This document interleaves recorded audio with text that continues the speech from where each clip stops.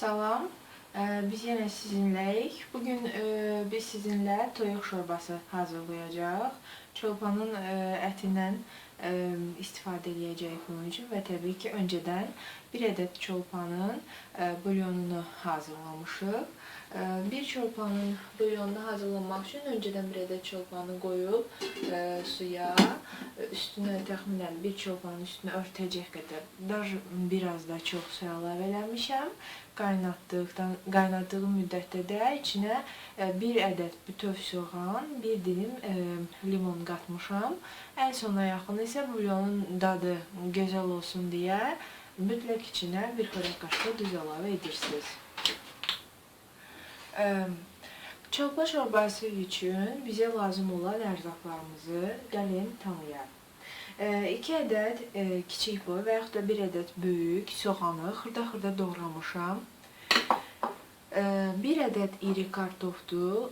Əgər ölçü bundan az olarsa, kartofu əgər sevmirsinizsə az eləyə bilərsiniz. Nəzərinizə çatdırım ki, o supun içində hiss olunmayacaq dərəcəyə gələcək. 1 ədəd toyuq sinəsidir, filye. Təxminən 2 dolu xörək qaşığı əridilmiş kərə yağıdır. Özümüzün evdə hazırlamış olduğumuz tomatdır. Əgər mən biberlə pomidor tomatını qarışıq hazırlamışam. Əgər sevmirsinizsə sadəcə özünüz aldığınız, mağazadan aldığınız tomatdan çox az istifadə edə bilərsiniz. Nəzərinizə çatdırım ki, bu supun, şorbanın rəngi açıq rəngli, ağ rəngli olduğuna görə, olmalı olduğuna görə daha doğrusu tomatı çox istifadə etməyik. Və biz supun içinə ən əsas malzəmələrdən biri olan malzəməmiz kənd məhsul düyüsü istifadə edəcəyik. İndi isə prosesi başlayaq.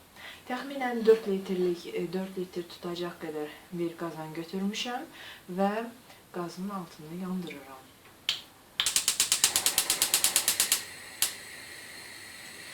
Bəli, gördüyünüz kimi qazımızın artıq altı yanlıdır.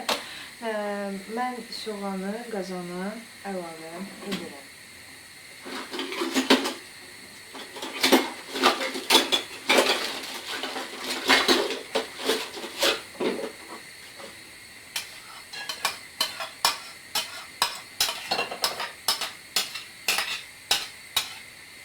Soğanı əlavə etdikdən sonra biraz soğanın daha yaxşı ölməsi üçün mütləq duz əlavə etməyiniz məsləhət görülür.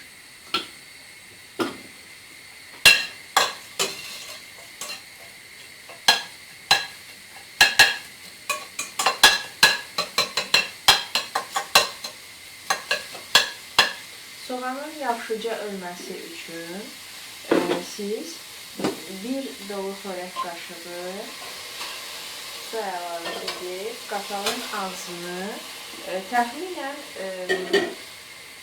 2-3 dəqiqəlik bağlasanız, onda soğanın özü buğa düşəcək və daha yaxşı effekt alınacaq. Mən indi qazanın ağzını bağlayıb 2-3 dəqiqə ərzində nəzarətlə onun buğa düşməyini gözləyəcəyəm. Bəli, qazanımızın ağzını açıb vəziyyəti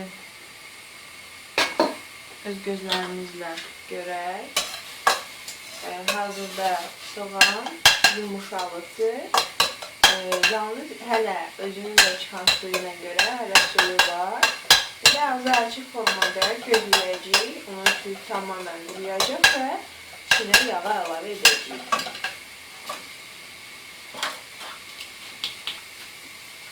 Soğanımız artıq suyunu çəkib.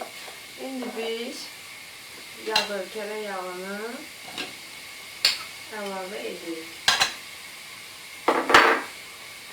Yaxşıca qarışdırıb yağın əriməsini və soğanın yağda rəngini dəyişməsini görəcəksiniz. Nəzarət etməyi unutmayın, çünki bu şərtlərdə, soğan artıq suyunu itirdiyinə görə, yağ da hələ ərimədiyinə görə biraz yanma təhlükəsi daha çoxdur. nəzərinizə çatdırın ki, əgər soğan yanarsa, yeməkdə fərqli dad hiss edəcəksiniz, xoşa gəlməz dad və bu sizin iştahınızca olmayacaq. Bəli, gördüyünüz kimi həqiqətən də soğanın rəngi yavaş-yavaş tamamən dəyişməyə başladı. İndi mən soğanıma azıcıq tomat əlavə edəcəyəm. Bir çay qaşığı, bir dolu çay qaşığı belə deyim, yetərlidir.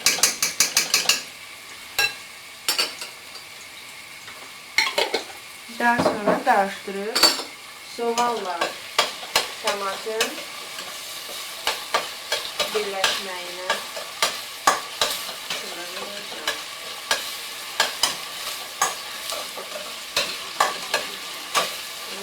Çok güzel açıyorlar. Bəli, gördüğünüz kimi yanmadan güzel soğan qovrulmuşu əldə etdik. Biz indi qazanımızın altının kodunu tamamen alırıq və toyuq bulyonumuzu süzgəcdən keçirmək şərti ilə qazanımıza əlavə edəcəyik. Bunun üçün siz evinizdə varsa setka süzgəcdən istifadə edə bilərsiniz. Mesela mən belə bir süzgəcdən istifadə edəcəyəm.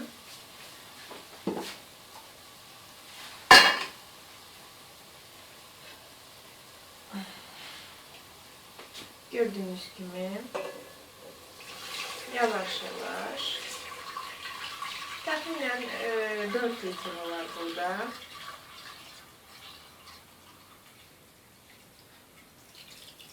Çünkü bu qazan 6 litrelikdir. Aha 4 litre var.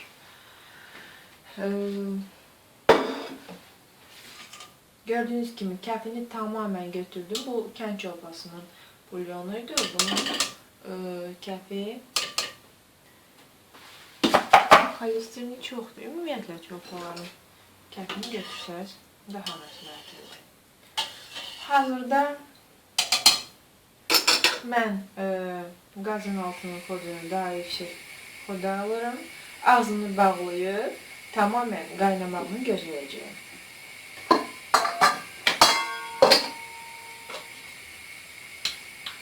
Bəli, siz görəndə ki, şorbanızın artıq suyu hazırda məndə qaynamır, ancaq artıq istidir, yəni əl yandıracaq dərəcədədir.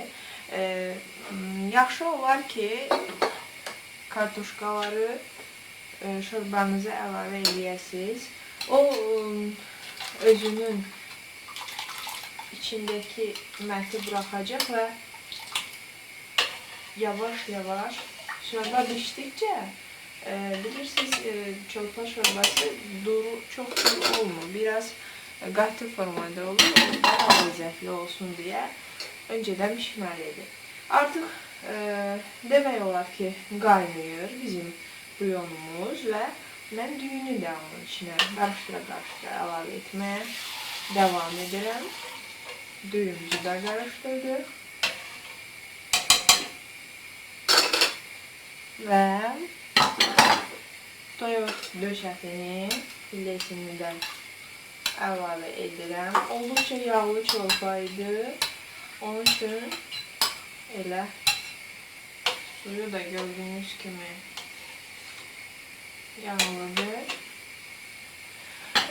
Mütləq suyun, daha doğrusu bulyonun dadına baxmaq şərti ilə içine daha sonra en son etapta, yani bizim de hazırda edeceğiz, biraz duz zövqünüzə görə.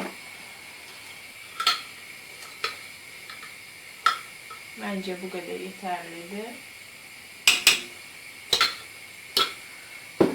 Bir de ya qara ya da kırmızı biber artık qara biber supun rəngini qara eləyə bilər. Onun üçün qırmızı biber mən istifadə edəcəyəm. O da təbii ki, zövqünüzə görə. Çox olsa acı mədənizə zərər verəcək. Az miqdarda əlavə etdik. Bəli, biz hazırda yeməyimizin altını bağlayırıq. Qaynamağını gözləyəcəyik. O tamamilə qaynayacaq, düyü pişəcək, kartof əziləcək, həddə gələcək və şorbanın suyu nisbətən təxminən bir barmaq aşağı indikdən sonra biz qapağı açıb onun vəziyyətinə baxanda artıq əmin olacağıq onun pişməməyindən. Mən bişdikdən sonra servisdə sizinlə necə şorba əldə etdiyimi bir daha paylaşacağam. İndi isə gözləyək şorbamız pişsin. Bəli, şorbamız artıq hazırdır. Gördüyünüz kimi qatı formaya gəlir. Biz indi onun altını keçirib servis eləyəcəyik.